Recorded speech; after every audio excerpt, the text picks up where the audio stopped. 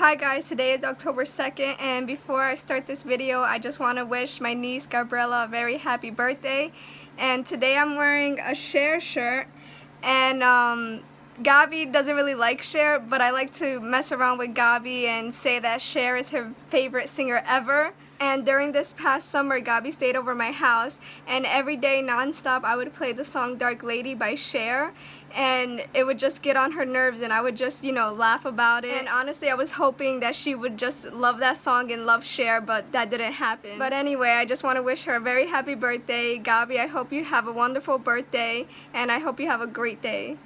Okay, so starting off for today's video, I want to recommend you guys another episode from the No Sleep podcast, which is season 9, episode 6, and I will leave that link down below. And for today's Tales from the Darkside episode that I want to recommend, it's season 2, episode 6, which is called the Satanic Piano. And I was seeing this episode today, and when I was seeing it, it started off very, boring, very slow. But little by little, it started gaining intensity, and by the end of it, I was just stunned. I'm usually on point when it comes to figuring out what's gonna happen or who's gonna die or whatever it may be.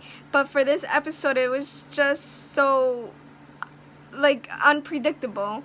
And I almost forgot to read the description of this episode, I'm sorry. It's about a bizarre inventor helps a pop composer who is suffering from a mental block. But like I said, this episode starts off very slow and very boring, but then little by little it starts getting better and better. And especially the bizarre inventor, he is just plain creepy, and I don't know why this composer, I can understand why the composer went to him because he was desperate to create more music, but at the same time his gut should have told him that something wasn't right with this guy, because right off the bat you can tell that this guy was bad news. Okay, so today's movie that I want to recommend is the Belko Experiment, and I also don't have that movie in my collection, and I think for this month a lot of the movies that I want to recommend, I don't have them in my collection. But for today, it's the Belko Experiment, and I feel as if this movie is so underrated. When I saw it in the movie theaters for the first time when it came out, I saw it with my cousins Cindy and Nino, and there wasn't many people in the theater. And before I forget, I'm going to show you guys the movie poster of it. Here is one of the movie posters for the Belko Experiment.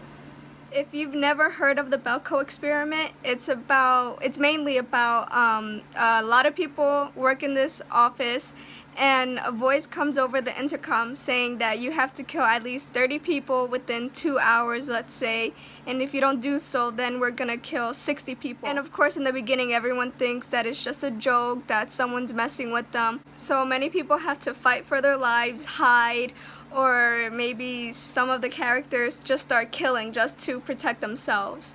By the end of it, I thought the ending was really ironic, because someone says that they're not going to do something and they end up doing it anyway, so I thought that was really ironic. And I'm sorry if that sounds mysterious, but I don't want to spoil anything because I think this movie is really so awesome.